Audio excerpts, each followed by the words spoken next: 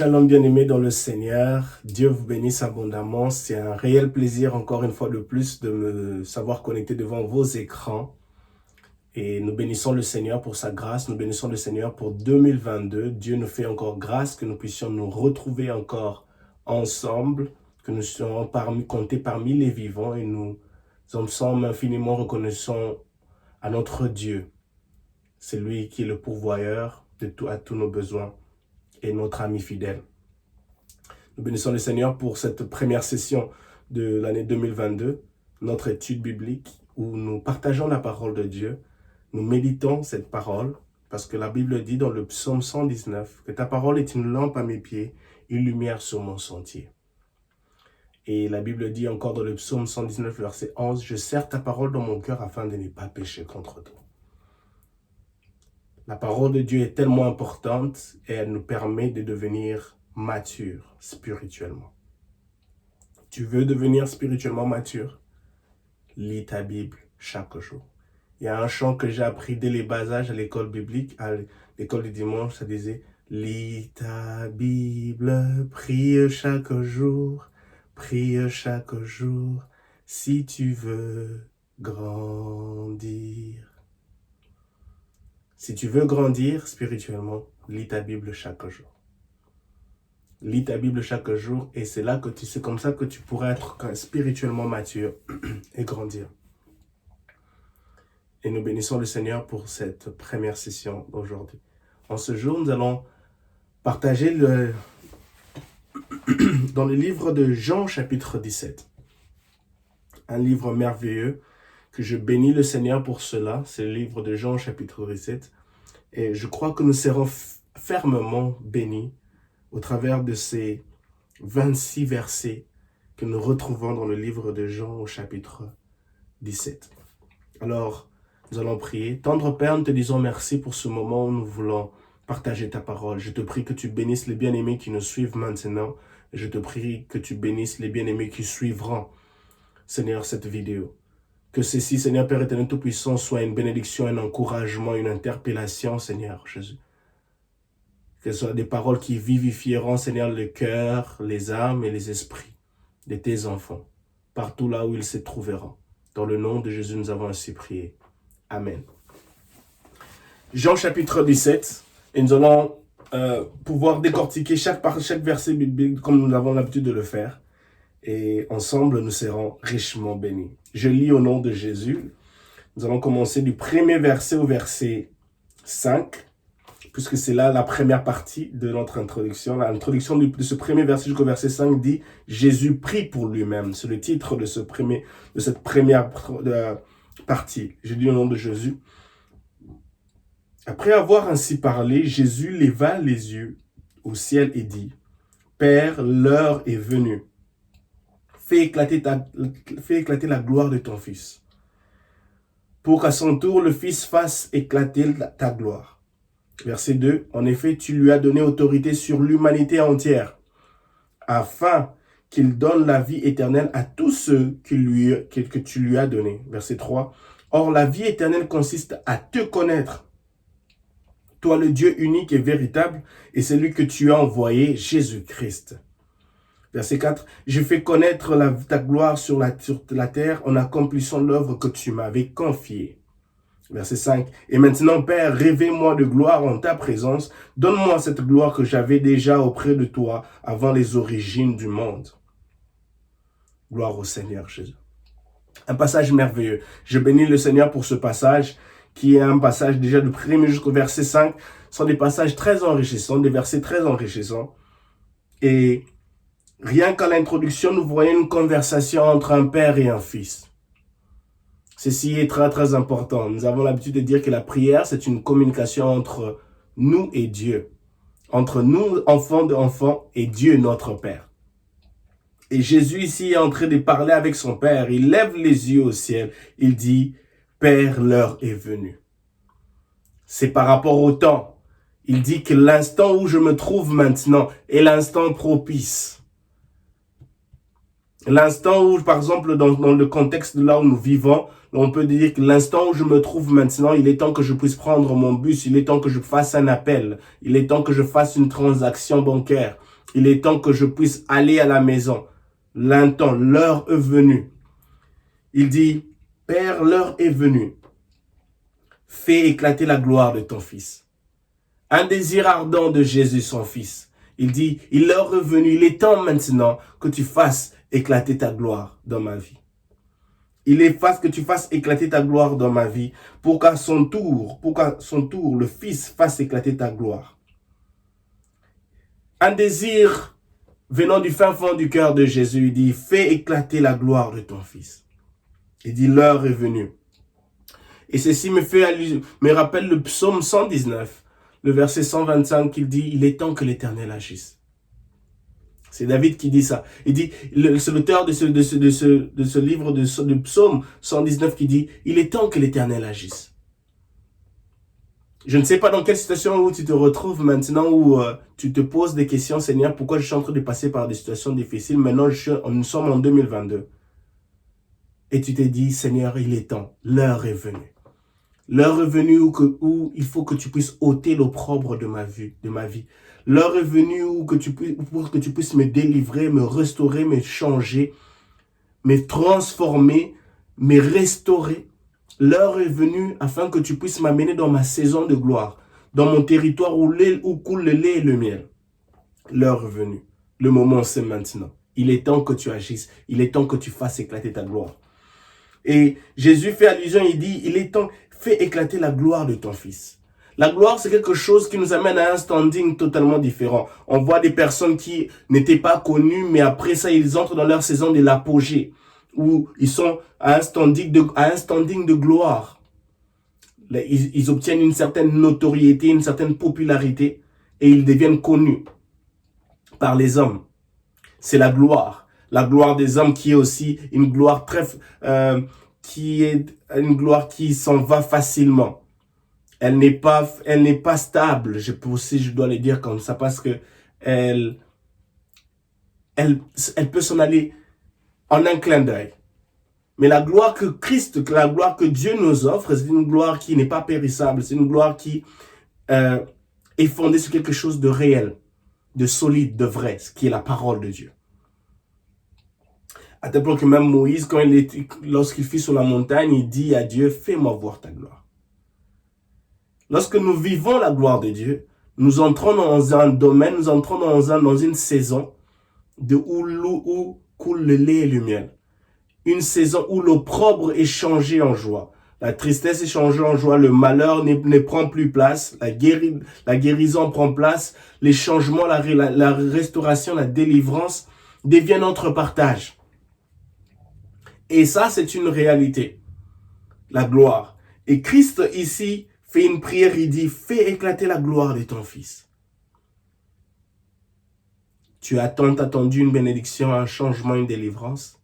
En ce jour, voici une prière pour toi. Tu peux dire à Dieu, Dieu, en 2022, fais éclater ta gloire dans ma vie, dans mes finances, dans mon ministère, dans mes relations, dans ma foi chrétienne, dans mon parcours, dans mes entreprises, dans ma famille, dans mon foyer, dans mon mari, dans ma femme. Fais éclater ta gloire. Jésus dit, fais éclater la gloire de ton Fils, pour qu'à son tour, le Fils fasse éclater ta gloire. Christ n'est pas égoïste ici. J'ai l'habitude de dire dans le département de la jeunesse que nous devons être des machines de bénédiction. Une machine de bénédiction ne peut pas être égoïste parce qu'une machine de bénédiction ne regarde pas ses propres intérêts. Une machine de bénédiction est en train de chercher le bonheur des autres, à chercher à bénir des multitudes de personnes. Et Christ dit ici, fais éclater ta gloire dans ma vie. Mais quand tu feras éclater ta gloire dans ma vie, cela ne sera pas pour moi, cela ne sera pas pour mes propres intérêts. Christ nous montre ici que nous ne pouvons pas être égoïstes avec la bénédiction que Dieu nous donne. Nous ne pouvons pas être égoïstes avec les caractères, avec les atouts, avec les qualités, les bénédictions, les dons que Dieu nous accorde. Nous ne pouvons pas être égoïstes. Ce n'est pas à nous. Dieu nous donne cette gloire afin que nous puissions utiliser cette gloire pour pouvoir proclamer la bonne nouvelle, faire propager la bonne nouvelle, le royaume de Dieu, pour dire à d'autres personnes que voici Dieu m'a béni, Dieu m'a donné telle chose, une promotion, mais elle ne vient pas de mes propres efforts. C'est la grâce, l'amour, la faveur, la miséricorde de Dieu qui ont fait que je puisse obtenir, cette gloire qui est sous forme de finances, qui est sous forme d'une opulence quelconque dans n'importe quel domaine de la vie. Et Christ nous montre ici qu'en tant qu'enfants de Dieu, lorsque nous recevons la gloire de Dieu, nous ne pouvons pas, nous ne sommes pas permis de garder cette gloire pour nous-mêmes.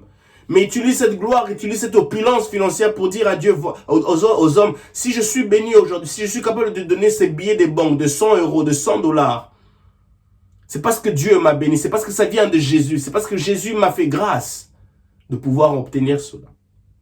Et ceci est très très important, mon bien-aimé, frères et sœurs. Ce n'est pas pour toi. La bénédiction que Dieu t'accorde ne fait pas de cela une propriété privée. Cherche à bénir d'autres personnes, à leur rappeler que Christ est la source de ta bénédiction. Le verset 2, il dit, en effet, tu lui as donné autorité sur l'humanité entière afin qu'il donne la vie éternelle à tout ce que tu lui as donné. Dieu a donné autorité à Christ sur l'humanité entière afin qu'il donne la vie éternelle à tout ce que tu lui as donné. À tous ceux qui l'ont reçu, il a donné le pouvoir de devenir enfants de Dieu. C'est ce que la parole de Dieu nous dit. À tous ceux qui l'ont reçu, il a donné le pouvoir de devenir enfants de Dieu. Quand tu reçois Christ, c'est Jean qui le dit encore, lorsque nous recevons Christ comme Seigneur et Sauveur, il nous donne le pouvoir de devenir enfants de Dieu. Nous devenons totalement, à ce moment-là, enfants de Dieu. Et il dit ici au verset 2, en effet, tu lui as donné l'autorité sur l'humanité entière, afin qu'il donne la vie éternelle à tous ceux que tu lui as donné. Et ceci est très très important. Nous avons autorité. Puisque Christ est en nous, nous devons savoir que le même Dieu qui a donné l'autorité à Christ sur l'humanité, ce même Dieu-là nous donne aussi l'autorité. Puisque Christ est en nous. Du moment où Christ est en nous, si tu n'as pas encore reçu Christ dans ta vie, reçois-le et dis, Seigneur Jésus, je veux que tu sois mon Seigneur et Sauveur. Et la Bible dit qu'à tous ceux qui l'ont reçu, il a donné le pouvoir. À tous ceux qui l'ont reçu, sont devenus enfants de Dieu. Et la Bible nous dit que Christ nous a donné l'autorité de marcher sur les scorpions et les serpents. Nous avons une autorité sur le monde de ténèbres. L'apôtre Paul nous rappelle cela dans le livre d'Éphésiens que nous n'avons pas à lutter contre les œuvres de la chair, mais ce sont des œuvres purement spirituelles, ténébreux, dont on ne peut pas voir cela à l'œil nu. Mais avec l'apport que Christ nous offre, avec le fait que nous avons Christ en nous, nous avons autorité sur ces puissances ténébreuses, que nous ne pouvons pas voir à l'œil nu. Et l'apôtre Paul, au chapitre 6 du livre d'Éphésiens, fait allusion aux différentes armes spirituelles que nous devons nous revêtir. Et ceci est important, si vous avez le temps, allez lire le livre d'Éphésiens, chapitre 6. Vous comprendrez l'importance d'avoir Christ, l'importance d'être enfant de Dieu. Que lorsque nous sommes enfants de Dieu, nous avons à lutter pas contre la chair, c'est contre des esprits ténébreux, méchants, qui veulent nous faire du mal. Parce que du moment où tu es dans le camp de la lumière, le ténèbre ne sera pas toujours content. Le ténèbre cherchera à faire des essais techniques, si je peux le dire. À essayer, à te tenter à gauche, à te tenter à droite. Mais si si nous sommes sur nos gardes, nous serons capables de remporter la victoire. Parce que la Bible dans le livre 1 de Pierre, les épîtres de Pierre nous rappellent que le diable est comme un lion rugissant cherchant qui dévorer. Mais si nous sommes sous nos gardes, si nous nous revêtissons de ces armures que l'apôtre Paul mentionne dans le livre d'Éphésiens chapitre 6, nous serons capables de remporter la victoire. Nous serons capables de rester sur nos gardes et de ne pas nous laisser intimider par les diables. Et ceci est très très important. Bien-aimé dans le Seigneur, tu as l'autorité de marcher sur les serpents et les scorpions. Tu as l'autorité de prier pour un malade et ce malade peut être guéri. Tu as l'autorité sur la maladie, tu as l'autorité sur la pauvreté, tu as l'autorité. Mais tu dois croire que Christ en toi est une puissance au-dessus de toutes les attaques, au-dessus de toutes les calamités, au-dessus de tous les problèmes qui peuvent se présenter devant toi. Et ceci est important. Dire, je suis au-dessus de ces problèmes. Je suis au-dessus de tel problème, de tel autre problème. Et prier aussi pour d'autres personnes qui nous entourent. Ceux-là qui n'arrivent pas encore à surmonter les problèmes.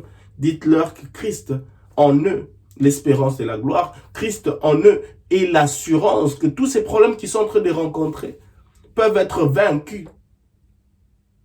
Et Dieu ne vous laissera pas tomber. Ça, c'est sûr et certain. Le verset 3 dit, « Or, la vie éternelle consiste à te connaître. » J'aime ce verset biblique. La Bible dit que nul ne peut connaître le Père sans passer par le Fils. À tous ceux qui l'ont reçu, il a donné le pouvoir de devenir enfants de Dieu. La Bible dit ici, « Or, la vie éternelle consiste à te connaître. » Jean 3,16 dit, « Car Dieu a tant aimé le monde qu'il a donné son Fils unique, afin que quiconque croit en lui ne périsse point, mais ait la vie éternelle. » Afin que quiconque croit en lui ne périsse point. Que tu ne puisses pas périr dans tes finances, que tu ne puisses pas périr dans ton foyer, que tu ne puisses pas périr dans ton ministère, que tu ne puisses pas périr dans tes relations. Puisque le moment où tu as cru en Christ, tu es la vie éternelle. La vie éternelle est symbole de bénédiction, de restauration, des saisons où coule le lait, le miel. La vie éternelle est semblable à plusieurs choses. Et le verset 3 de ce livre de chapitre 17 du verset de Jean nous dit clairement, « Or, la vie éternelle consiste à te connaître. » La vie éternelle consiste à te connaître. Rien d'autre. La vie éternelle n'a pas... Pour atteindre la vie éternelle, il n'y a pas autre chemin. Christ est le seul chemin pour la vie éternelle. À te connaître. Lorsqu'on connaît une personne, c'est-à-dire que on finira par devenir comme cette personne-là. On connaît comment la personne réagit. On connaît ce que la personne aime. On connaît ce que la personne déteste. Et le plus souvent, lorsque nous nous attachons trop avec la personne, nous restons avec la personne, et que cette personne a une certaine dominance, une grande influence, nous allons commencer à réagir, à agir, à nous comporter comme cette personne-là. J'aime ce chant-là, j'aime un de ces chants que j'aime le plus. Il dit, je voudrais être comme Jésus. Lorsque nous connaissons Christ, lorsque nous sommes amis de Christ, lorsque nous nous rapprochons de Christ, nous devenons comme Christ. Et c'est ça à quoi la vie éternelle consiste. La vie éternelle consiste à te connaître.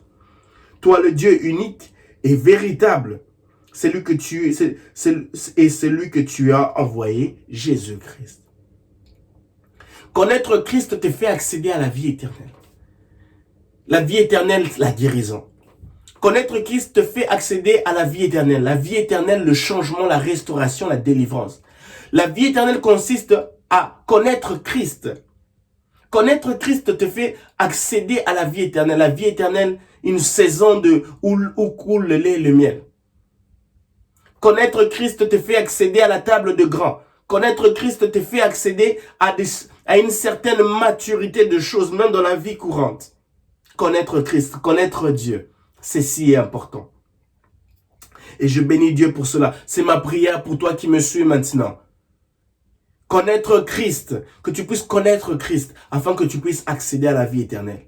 La vie éternelle sous autre forme, sous n'importe quelle forme, ici-bas. Bénédiction, changement, délivrance, restauration, élévation. La vie éternelle. C'est ma prière. C'est ma prière pour toi, mon frère et ma sœur. Connaître Christ, que tu puisses connaître Christ, afin que tu puisses accéder à la bénédiction éternelle, à la vie éternelle. Le verset 4 nous dit, « J'ai fait connaître ta gloire sur la terre en accomplissant l'œuvre que tu m'avais confiée. » Alléluia. J'ai fait connaître ta gloire sur la terre en accomplissant l'œuvre que tu m'avais confiée. Je bénis Dieu pour ce passage. Christ est en train de parler de ce qu'il a fait sur terre. C'est un peu comme il est en train de donner un rapport, un compte rendu à celui qui lui a envoyé. Et il dit, j'ai fait connaître ta gloire sur la terre en accomplissant l'œuvre que tu m'as fait, que tu m'avais confiée. Dieu lui a donné une œuvre, une mission, Et au travers de cette mission-là, il a fait connaître la gloire sur la terre de Dieu. Il a fait connaître la gloire de Dieu sur la terre en accomplissant l'œuvre que Dieu lui avait confiée. Dieu nous confiera certaines tâches, certaines missions. Mais j'aimerais te dire, mon bien-aimé frère, ma bien-aimée sœur, qu'en aucun cas, tu puisses en tirer gloire. Qu'en aucun cas, tu puisses t'approprier le succès, l'élévation de cette mission qui t'a été confiée par Dieu. Ceci est très très important. Qu'en aucun jour, qu'en aucun cas, tu puisses t'attribuer la victoire, que tu puisses t'attribuer la gloire de cette mission, de cette tâche que Dieu t'a donnée. Jésus est en train de dire ici, j'ai fait connaître ta gloire. J'ai fait connaître aux gens que le succès que j'ai ici ne vient pas de mes efforts, ça vient de Dieu. Ça vient de celui qui a écouté mes prières pendant que j'étais en jeûne et prière de 1 semaine, de 2 jours, de 3 jours, de 40 jours. C'est si important. Il dit, j'ai fait connaître ta gloire sur la terre en accomplissant l'œuvre que tu m'avais confiée. Seigneur, aide-moi à faire connaître ta gloire. Pas ma gloire, pas mes atouts, pas mon succès. Que je ne puisse pas tirer, Seigneur Père éternel, une certaine gloire, que je ne puisse pas m'approprier la gloire, le succès, la notoriété, les acclamations des hommes par rapport à la tâche, à la mission que tu m'as confiée. Mais que je puisse faire connaître ta gloire. C'est Dieu qui a fait ça. C'est Dieu qui m'a béni. C'est Dieu qui m'a donné ceci. C'est Dieu qui a fait que cette mission puisse bien s'achever. Car c'est lui qui m'a confié cela. Et c'est si important. C'est une leçon d'humilité. C'est une leçon où on entre pour nous rappeler à nous que c'est dangereux. Fais attention à cela. Fais attention à gauche, à droite. Ce n'est pas à toi que la gloire revient, c'est à Dieu. On a tendance à oublier cela des fois lorsque nous recevons des acclamations des gens. Mais que Dieu nous aide. Que Dieu t'aide, mon frère, ma soeur. Le verset 5, la Bible dit, « Et maintenant, Père, revêt-moi de gloire en ta présence. Donne-moi cette gloire que j'avais déjà auprès de toi avant les origines du monde. » J'aime ce passage, le verset 5. Non seulement il parle aussi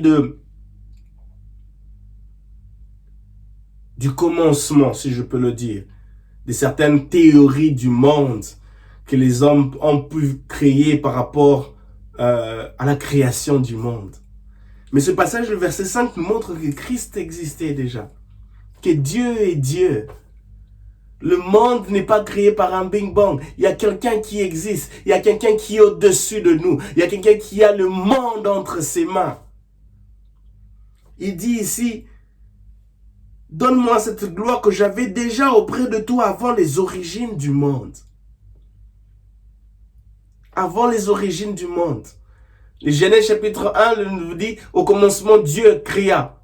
Dieu était déjà là. Dieu était déjà là. Dieu est Dieu. Il décide de créer. Lorsqu'une personne crée, c'est-à-dire qu'il a décidé de créer. La Bible dit, Dieu dit, dans le livre de Genèse, faisons l'homme à notre image. Dieu décide de faire une personne à sa ressemblance, à son image.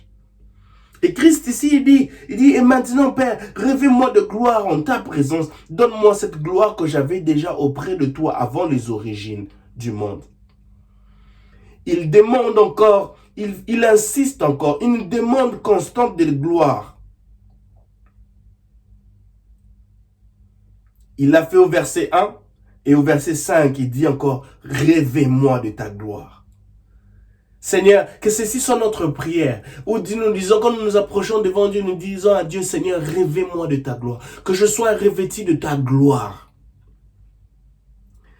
Christ a cette attitude de demander, une demande constante de la gloire. Dans le chapitre 12 du verset 28, chapitre 12 du livre de Jean, si vous allez lire, au verset 28, Christ fait encore cette demande, il dit à Dieu, fais-moi voir ta gloire.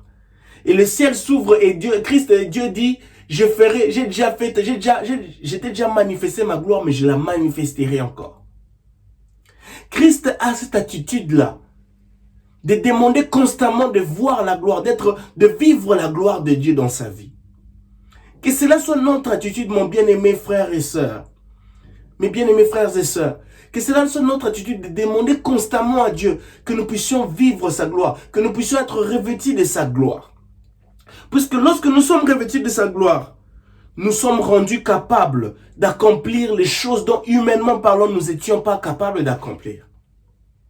Lorsque tu es revêtu de la gloire de Dieu, tu es humainement capable, tu es maintenant capable d'accomplir ce que tu ne pouvais pas accomplir hier. Ce que tes parents, ce que tes oncles, ce que tes arrière et arrière-grands-pères, parents n'ont pas pu accomplir.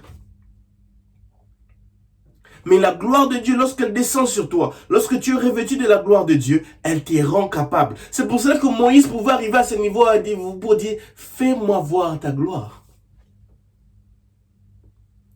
La gloire seule, la gloire de Dieu à elle seule, peut changer toute ta vie, peut te rendre capable d'accomplir des grandes choses pour ta destinée.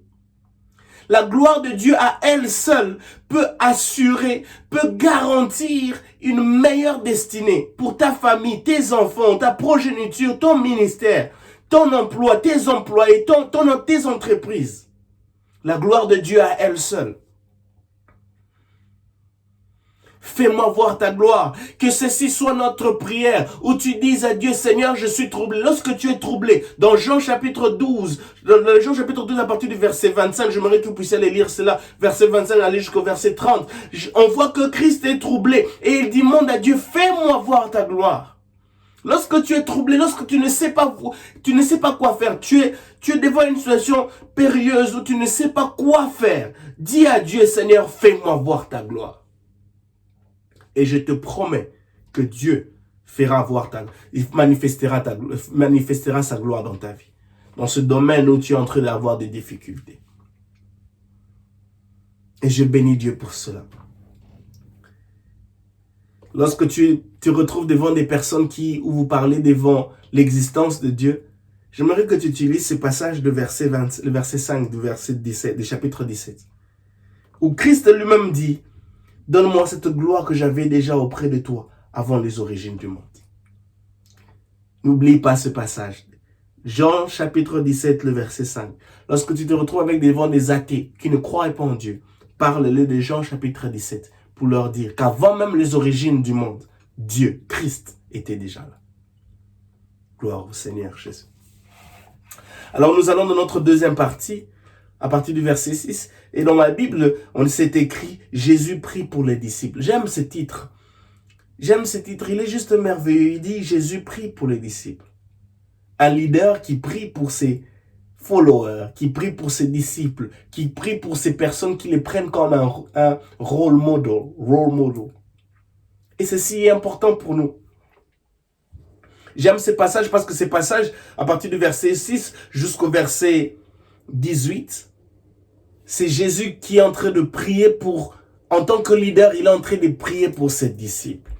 Et je crois qu'en tant que nous-mêmes leaders dans ce monde, nous pouvons être leaders d'une entreprise, manager, chrétien, nous avons beaucoup à apprendre à partir du verset 6 jusqu'au verset 18. Alors nous allons lire dans le nom de Jésus. Je t'ai fait connaître aux hommes que tu as pris du monde pour me les donner. Ils t'appartiennent et tu me les as donnés. Ils ont gardé ta parole.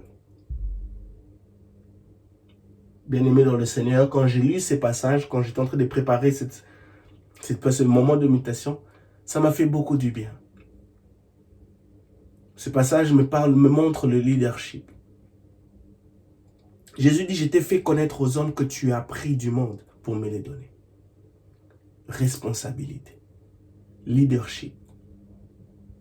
Ça me fait penser à ce passage où Christ dit, si tu es fidèle dans les petites choses, tu pourras avoir, soyons fidèles dans les petites choses. Quand nous sommes fidèles dans les petites choses, nous serons capables aussi de gérer des grandes choses.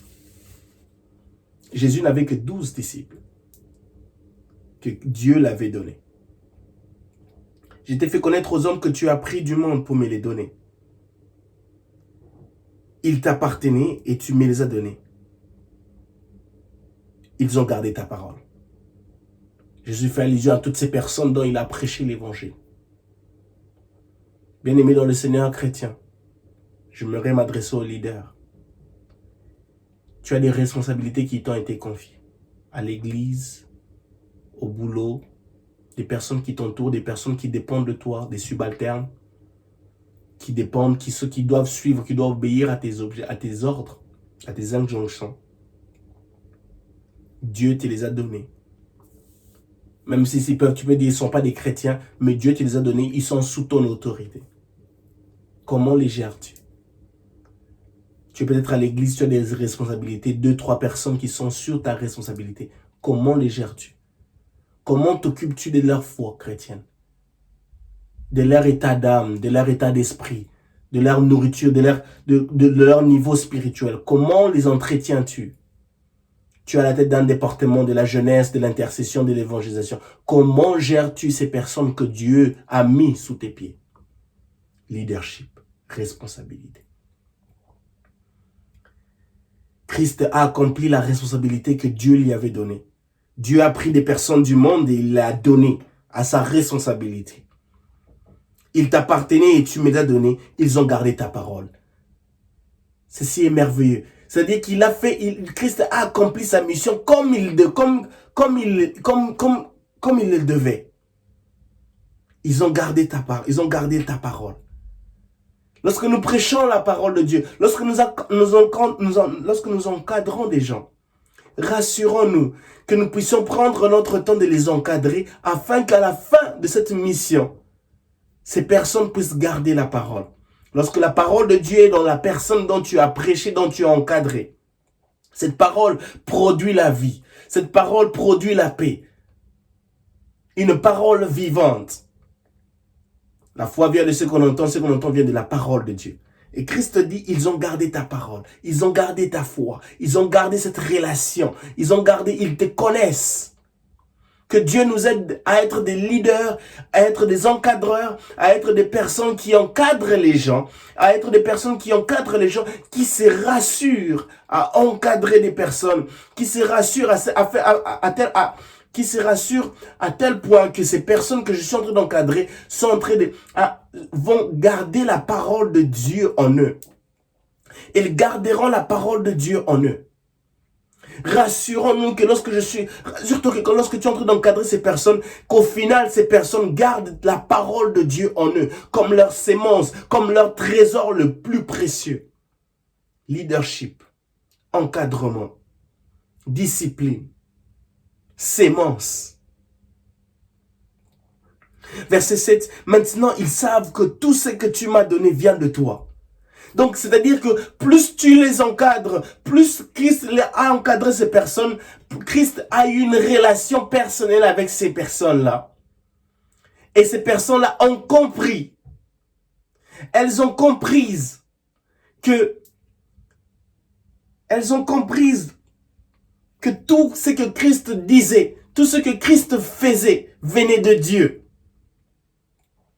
Les personnes que tu encadres ici, les enfants, les jeunes que tu encadres, elles doivent connaître la parole de Dieu. Elles doivent connaître Christ au travers de toi. Au travers de ton témoignage, au travers de ton expérience avec Christ. Cherche à leur faire connaître Dieu, à leur faire connaître qui est Dieu, à leur faire connaître qui est Christ, qu'est-ce qu'il a fait d'abord dans ta vie. Et maintenant, cherche à leur pousser à vivre aussi une relation personnelle avec Christ. Ce passage du verset 26 jusqu'au verset 18 nous montre, ça nous parle aussi de l'évangélisation. C'est à quoi l'évangélisation est appelée à faire dans la vie des gens, dans la vie des personnes dont nous encadrons. Le verset 8, car je leur ai transmis fidèlement le message que tu m'avais confié. Ils l'ont reçu aussi. Ont-ils reconnu avec certitude que je suis venu d'auprès de toi? Ils ont cru que c'est toi qui m'as envoyé.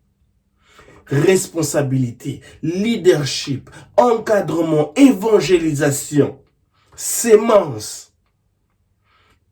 Christ dit, je leur ai transmis fidèlement le message que tu m'as confié. Seigneur, aide-moi à transmettre fidèlement le message que tu m'as confié à des nations, à des jeunes, à des papas, à des mamans, à transmettre fidèlement, que je ne puisse pas ni retrancher, ni ajouter, ni diluer ta parole, ni diluer les messages que tu m'as donnés. Bien-aimés frères et sœurs, ne soyons pas de ces chrétiens qui cherchent à diluer le message de Dieu. Ne soyons pas de ces chrétiens qui cherchent à diluer, à retrancher, à ajouter, à changer la parole de Dieu. Non, Christ est en train de dire ici, je leur ai transmis fidèlement. C'est ce que Christ a fait. Et nous, en tant qu'enfants de Dieu, puisque nous cherchons à ressembler à Christ, puisque nous cherchons à être comme Christ, agissons comme Christ, cherchons à transmettre la parole de Dieu fidèlement. Dieu te donne une prophétie, ne cherche pas à retrancher, ne cherche pas à ajouter, ne cherche pas à diluer. Transmets la prophétie telle qu'elle, de la façon dont tu l'as reçue, telle que tu l'as reçue. Transmets les messages fidèlement, prêche à la congrégation fidèlement, prêche à ces multitudes de personnes fidèlement. Transmets le message que Dieu a mis en toi fidèlement, correctement. Aussi ont-ils reçu avec certitude que je suis venu d'auprès de toi. Ils ont cru que c'est toi. Ils ont cru que c'est toi qui m'as envoyé. Verset 9. Je te prie pour eux. Je ne te prie pas pour le monde, mais pour ceux que tu m'as donnés parce qu'ils t'appartiennent. Jésus est en train de prier pour ses disciples. Il dit, je te prie pour eux. Soyons des leaders qui prient pour leurs disciples. Qui prient pour ces personnes qui sont sous leur autorité, qui prient pour leur congrégation, qui prient pour leurs followers. Ne soyons pas des leaders qui se contentent seulement juste de leur notoriété, de leurs applaudissements, de leur popularité. Non, prions pour ceux-là qui sont en train de, qui nous suivent derrière, qui nous prennent comme des exemples, qui nous prennent comme des modèles. Jésus est en train de nous montrer ici un exemple clé, de prier pour ceux-là, pour nos disciples, de prier pour nos subalternes, de prier pour ceux-là qui nous suivent, qui nous prennent comme des exemples. Prions pour eux. Je te prie pour eux. Je ne te prie pas pour le monde. Il fait une différence. La Bible a dit, vous verrez la différence entre ceux qui me servent et ceux qui ne me servent pas. Et Christ est en train de faire une différence ici. Il dit, je te prie pour eux. Je ne te prie pas pour le monde, mais pour ceux que tu m'as donnés parce qu'ils t'appartiennent. Ils ont reçu la parole. Je les ai transmis le message que tu m'as donné. Et ils ont gardé ta parole en eux. Ils m'appartiennent maintenant. Ils me connaissent comme Seigneur et Sauveur. Verset 10. Car tout ce qui est à moi et à toi. Comme tout ce qui est à toi et à moi. Christ est en train de le dire, maintenant toutes ces personnes-là qui m'appartiennent, ils t'appartiennent toi. Et je te prie pour eux. Je te prie que tu puisses leur garder, que tu puisses leur protéger. Je te prie que tu puisses leur sécuriser, que tu puisses prier, que tu puisses prendre soin d'eux. Leaders que nous sommes, prions pour ces personnes qui sont sous notre autorité, des personnes qui nous suivent, qui nous regardent, qui nous prennent comme des modèles. Prions pour eux. Le verset 10, il dit, car tout ce qui est à moi et à toi, comme tout ce qui est à toi et à moi, ma gloire rayonne en eux. Bien-aimé dans le Seigneur, que la gloire de Dieu puisse rayonner en toi. Est-ce que la gloire de Dieu rayonne en toi? Est-ce que la gloire de Dieu rayonne en toi? J'aime ce passage du verset de chapitre 17 où on fait que parler de la gloire. Lorsque nous avons Christ en nous, lorsque Christ vit en toi, lorsque Christ est ton Seigneur et Sauveur, sa gloire rayonnera en toi. Est-ce que la gloire de Dieu rayonne en toi? En cette année 2022, nous voulons notre prière que nous puissions briller. Donc, comme dans le livre de Matthieu, chapitre 5, le verset 14 jusqu'au verset 17, au verset 16, nous dit que nous pousse à briller. Nous sommes appelés à briller. Et nous ne sommes pas appelés à être cachés sous une table. Et Jésus-Christ est la lumière du monde. Et Christ qui est en nous, comme on le dit ici, ma gloire rayonne en eux. Christ qui est la lumière du monde, lorsqu'il est en nous, sa gloire doit rayonner en nous. Et cette gloire doit se manifester en nous. Et à tel point que nous sommes appelés à briller aux yeux des hommes. Les gens puissent voir qu'il y a une lumière, il y a une gloire resplendissante dans tel frère, dans telle sœur. au boulot, au travail, à l'université, partout là où tu te retrouves. La Bible dit que Moïse, lorsqu'il descendait de la montagne, son visage était rayonnant. Puisqu'il avait vu Dieu, puisqu'il était dans la présence de Dieu, il a dit à Dieu, Dieu, fais-moi voir ta gloire. Mes bien-aimés frères et sœurs, il est important que la gloire de Dieu puisse rayonner en nous. Et le seul moyen pour que la gloire de Dieu puisse rayonner en nous, c'est de connaître Christ. Le vrai besoin de notre vie, de notre destinée, c'est Christ, Christ, Christ, Christ, Christ. Est-ce que la gloire de Dieu rayonne en toi? Mes bien-aimés frères et sœurs, est-ce que la gloire de Dieu rayonne en vous? Cela doit être notre prière. Seigneur, que ta gloire rayonne en moi. Que ta gloire rayonne en moi. Que ta gloire rayonne en moi. Que ta gloire rayonne dans tous les membres de ma famille. Que ta gloire rayonne en eux. Et c'est ce que Christ est en train de dire ici. Il est en train de prier pour ses disciples. Pour toi qui n'as pas de disciples, tu peux prier pour les membres de ta famille. Demandez à Dieu, demande à Dieu, Seigneur, je te prie pour les membres de ma famille, qu'ils puissent te connaître, que ceux-là qui ne te connaissent pas te connaissent dans le nom de Jésus, afin que ta gloire rayonne en eux. Ça doit être le désir de notre cœur. Prier pour ceux-là qui nous entourent. Jésus, le Fils de Dieu, la première partie, il prie d'abord pour lui-même. Il demande la gloire de Dieu. La deuxième partie, il prie pour ses disciples. Il prie pour ses disciples. Il prie pour ces personnes-là qui l'entouraient jour après jour, chaque jour, qui faisaient chemin avec lui. Et pour nous qui sommes ici sur terre, nous avons des familles, des amis. Prions pour eux. Soyons des intercesseurs pour ces personnes qui nous entourent.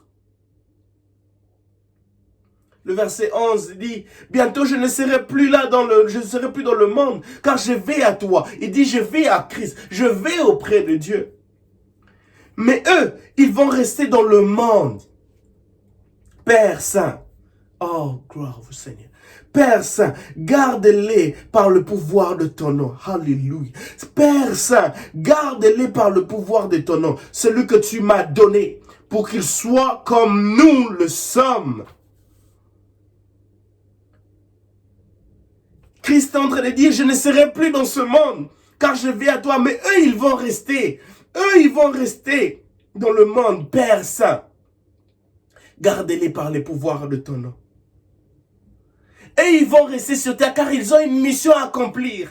Et ils vont rester sur terre car le Saint-Esprit descendra sur eux, leur rendra capable, leur rendra capable, leur accordera les atouts, les capacités suffisantes pour pouvoir continuer la mission, pour pouvoir gagner des âmes. Eux, ils vont rester sur terre. Garde-les par le pouvoir de ton nom. Celui que tu m'as donné. Entendons tout genou fléchi, toute langue confesse que tu es Seigneur. Le nom de Jésus. Seigneur, que par le pouvoir de ton nom.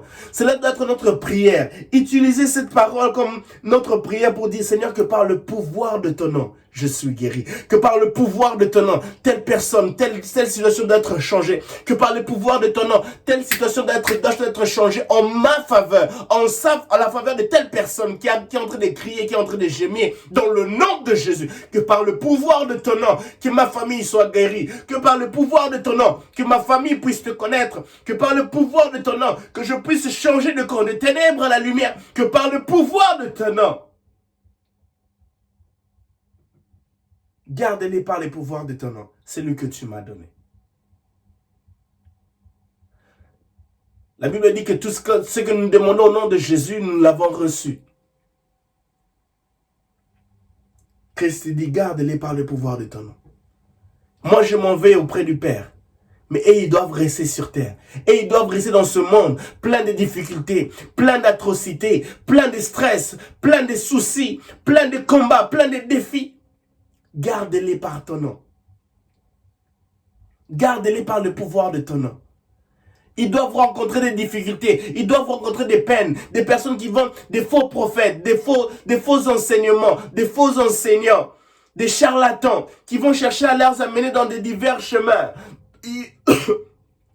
Ils vont rencontrer de telles personnes qui vont les amener à entrer dans des sciences occultes, dans des sectes. Mais je te prie que par le pouvoir de ton nom, que tu le gardes. Garde-les par ton nom. C'est si important pour nous. Bien-aimés dans le Seigneur, c'est si important pour nous de prier, de demander à Dieu d'être gardé par son nom. Seigneur, garde-moi par ton nom. Garde-moi par le pouvoir de ton nom, Seigneur. Garde-moi par le pouvoir de ton nom. Aussi longtemps que j'étais parmi eux, je les ai gardés par le pouvoir de ton nom. C'est Christ qui dit au verset 12. Aussi longtemps que j'étais parmi eux, je les ai gardés par le pouvoir de ton nom. Ce nom que tu m'as donné, Jésus-Christ. Je les ai protégés et aucun d'eux ne s'est perdu. Alléluia. Aussi longtemps que j'étais parmi eux, je les ai gardés par le pouvoir de ton nom. Ce nom que tu m'as donné, je les ai protégés et aucun d'eux ne s'est perdu.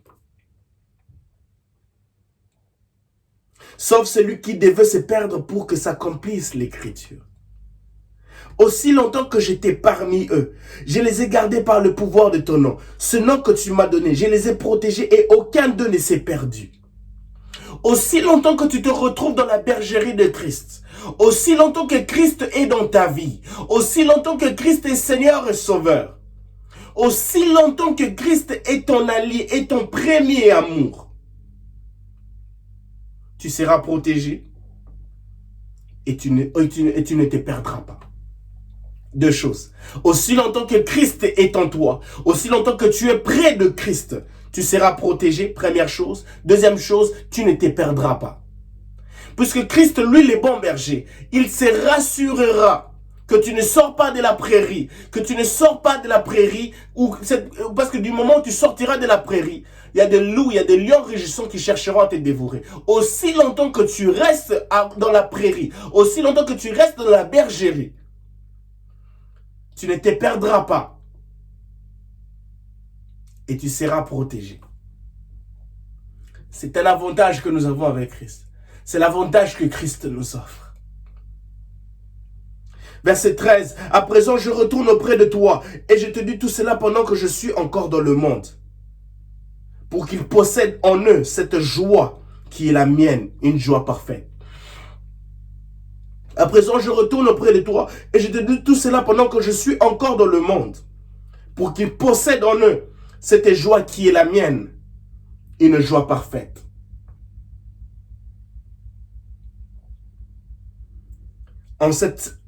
Pour qu'ils possèdent en eux cette joie qui est la mienne.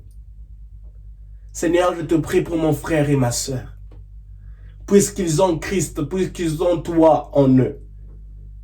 Malgré les difficultés, malgré les peines, que ton Esprit Saint produise dans leur cœur cette joie, une joie parfaite, une joie que le monde ne pourra jamais, jamais leur offrir, dans le nom de Jésus.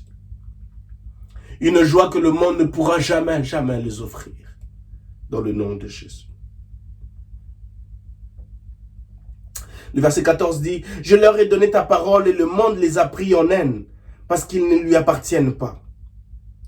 Comme moi-même, je ne lui appartiens pas. Je leur ai donné ta parole et le monde les a pris en haine, parce qu'ils ne lui appartiennent pas. Comme moi-même, je ne lui appartiens pas. » Christ les a donnés. Christ est en train de dire ici, « Je leur ai donné ta parole. » Et le monde les a pris en haine. Le moment où nous recevons la parole de Dieu, le moment où nous recevons Christ en nous, le monde nous haïra. Le monde nous détestera. Le monde nous rejettera. Le monde nous mettra de côté.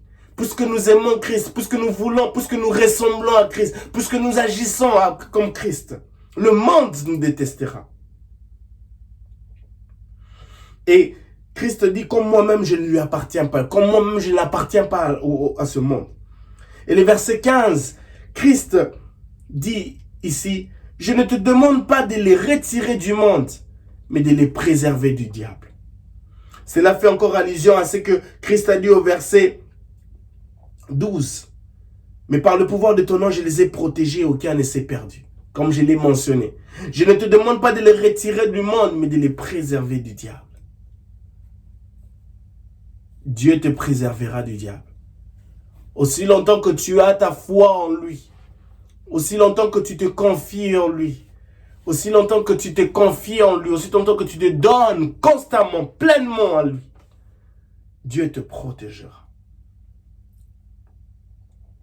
Ne peuvent être retirés car ils ont une mission à accomplir, une course à achever. Jésus dit, je ne te demande pas de les retirer, car ils ont une mission. Il a une mission, mon bien-aimé frère et sœurs, mes bien-aimés frères et sœurs. Vous avez une mission à accomplir ici sur terre. Vous avez une course à achever. L'apôtre Paul parle de cela dans le livre aux Philippiens. Nous avons une course à achever. Je regarde vers le but. Le but, c'est la ligne d'arrivée. Tu as une mission à achever. Tu as une course à achever. Afin d'obtenir une couronne d'élévation. Une couronne. Une couronne. Tu as une mission à accomplir. Mais préserve-le du diable.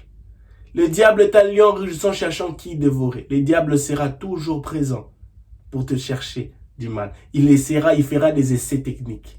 Des essais à gauche, des essais techniques dans les finances, sexualité, argent, relations. Il fera des essais techniques pour chercher à te détruire, pour chercher à te faire du mal. Et ceci est très important. Restons vigilants. Verset 16. Ils n'appartiennent pas au monde comme moi-même je ne lui appartiens pas. Verset 17. Consacrez-les par la vérité. Ta parole est la vérité. Oh, gloire au Seigneur. Verset 17 dit, consacrez-les par la vérité. Ta parole est la vérité. Une prière que Christ est en train de faire à son Père. Une prière, dans sa prière, il dit, consacrez-les par la vérité. Faisons de cette phrase, de ce verset 17, la nôtre, pour dire à Dieu, Seigneur, consacre ma vie par la vérité.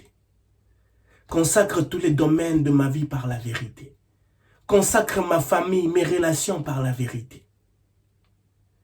Ta parole est la vérité. La Bible dit dans le psaume 119, le verset 105, ta parole est une lampe à mes pieds, une lumière sur mon sentier.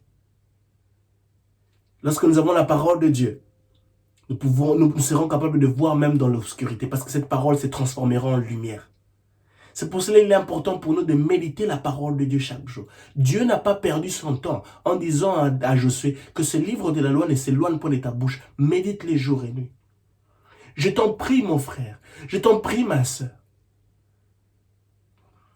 Demande à Dieu de consacrer ta vie par la vérité. Que tu puisses vivre une vie où tu médites constamment. Tu fais le meilleur des efforts de méditer ta parole pendant la semaine. D'avoir un temps personnel, une discipline personnelle afin que tu puisses te recharger spirituellement en lisant la parole de Dieu.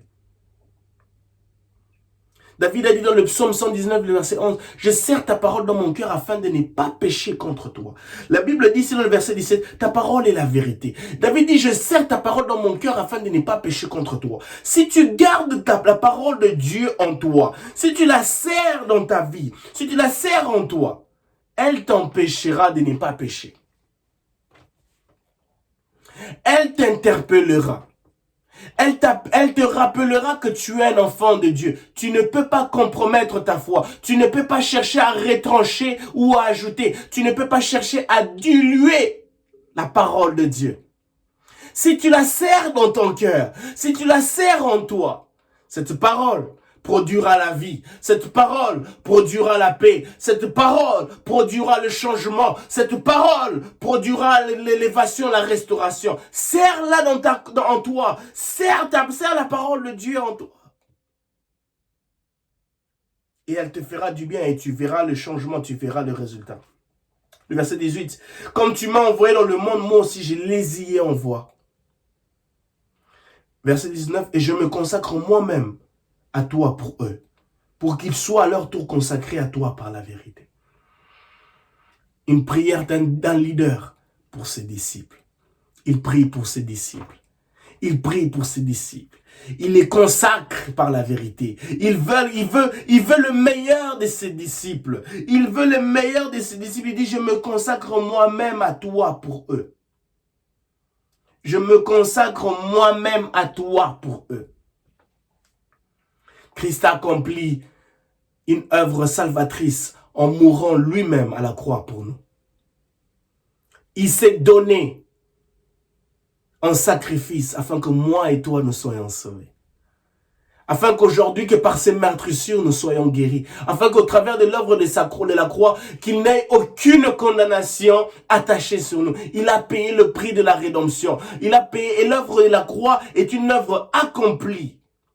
Est une œuvre qui nous permet, nous, aujourd'hui, de croire que donc je suis guéri, je suis transformé, qu'il n'y a aucune condamnation, qu'il n'y a rien et absolument rien qui me retient, qui me détient encore. Christ a accompli toutes choses. Il s'est consacré lui-même il s'est consacré lui-même. Il s'est donné, il s'est offert lui-même en sacrifice pour nous. Une prière d'un leader pour ses disciples. Une prière d'un parent pour ses enfants. Une prière d'un frère, d'une sœur pour ses frères et sœurs. Biologiques comme spirituels. Du verset 20 au verset 26, la Bible dit « Jésus prie pour tous ceux qui croiront en lui ». C'est-à-dire la parole que les disciples, l'œuvre que les disciples auront à faire en proclamant Christ à gauche, à droite. Jésus est maintenant en train de prier pour ces personnes qui croiront en lui. Le verset 20 dit « Ce n'est pas seulement pour eux que je te prie, c'est aussi pour ceux qui croiront en moi grâce à leur parole. » Bien-aimé dans le Seigneur, tu as une responsabilité de prêcher l'évangile, d'annoncer la bonne nouvelle, de dire aux frères et sœurs ce que Christ a fait dans ta vie, ce que Christ a fait en toi, combien Jésus t'aime, combien Jésus te veut restaurer, combien Jésus te veut délivrer, combien Jésus te veut affranchir, combien Jésus a fait des choses dans ta vie, combien Christ a fait des choses dans ta vie. Tu as une responsabilité de prêcher l'évangile, de gagner des âmes, d'avoir des filles et des fils spirituels.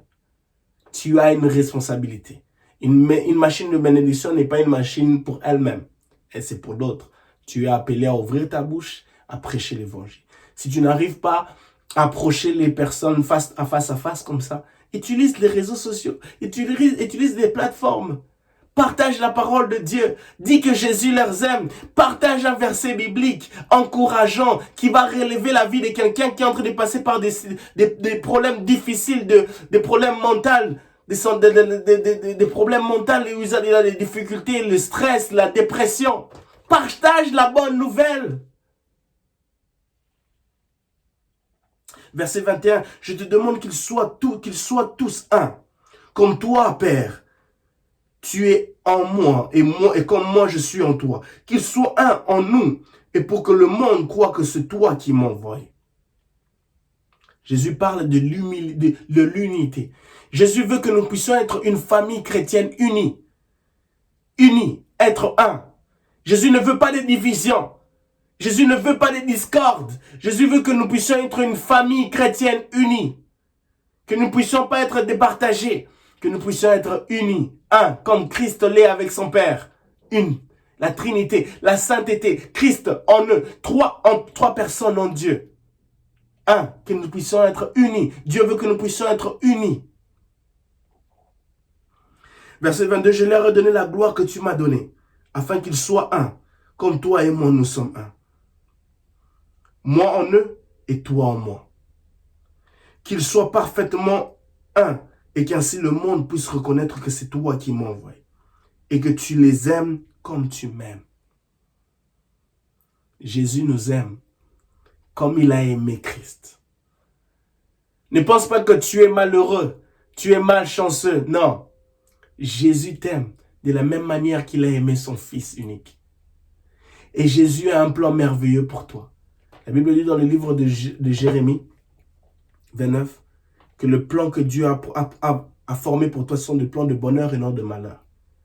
De la même manière que Dieu a manifesté son amour pour son Fils Jésus, c'est de la même manière que Dieu manifestera son amour pour toi, en détruisant, en changeant les situations à gauche, à droite, juste pour que toi, mon frère, toi, ma soeur, tu sois béni. Jésus t'aime. Le verset 24 dit, « Père, mon désir est que ce que tu m'as donné soit avec moi là où je serai, et qu'il contemple ma gloire, celle que tu m'as donnée, parce que tu m'as aimé avant la création du monde. » Alléluia. Dieu a aimé Christ Jésus avant la création du monde. Le désir de Christ ici, c'est qu'il voit toute cette famille de Dieu, toutes ces personnes qui ont reçu la parole de Dieu, qui ont été annoncées, dont la parole de Dieu a été annoncée, la bonne nouvelle de Christ a été annoncée.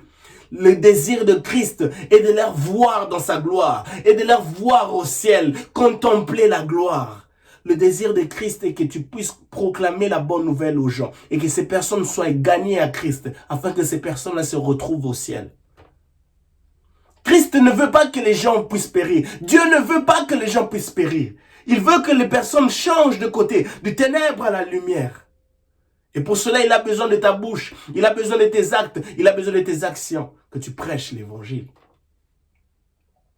Car je n'ai point honte de l'évangile, c'est une puissance qui libère.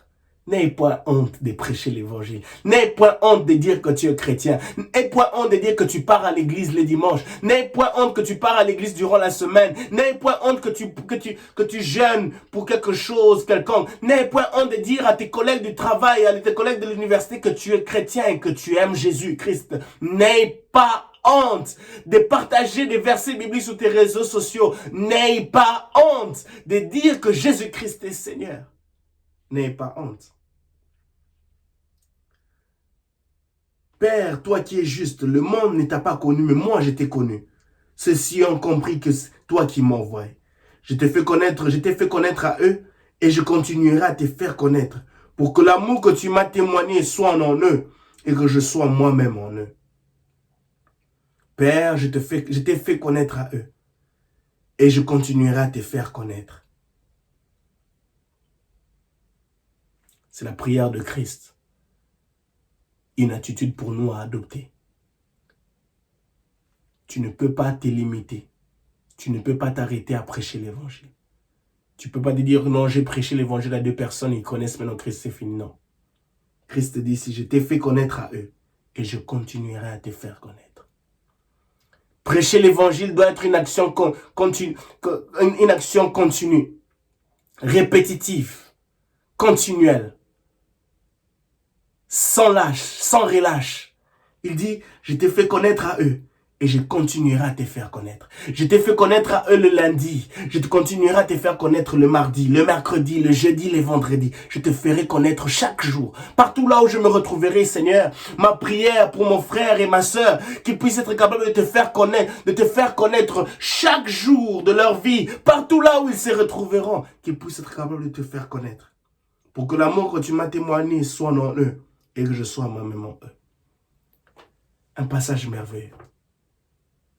Mon bien-aimés frères et sœurs, soyons des leaders. Soyons comme Christ. Si nous voulons ressembler, si nous désirons réellement ressembler à Christ, ayons l'attitude de Christ ici au chapitre 17 du livre de Jean. Il prie d'abord pour lui-même, il prie pour ses disciples, il prie aussi pour les fruits de ses disciples. Pour ces personnes dont les disciples auront à prêcher, à annoncer la bonne nouvelle. Et c'est ma prière, que nous soyons des machines d'évangélisation en 2022. Des machines de prière, des machines qui brilleront pour la gloire de Dieu. Tendre Père, je te prie pour ton peuple. Je te prie, Seigneur, de nous faire du bien. Bénis ceux-là qui suivront, Seigneur, Père éternel, cette vidéo. Qu'ils soient enrichis, qu'ils soient bénis, qu'ils soient transformés, qu'ils soient, Seigneur, vivifiés. Seigneur, aide-nous à être des machines de prière, à être des machines d'évangélisation, à être des machines qui apportent la bonne nouvelle aux captifs, au nom de Jésus. Amen. Celui qui m'élève et m'abaisse, c'est pourquoi je l'adore à genoux.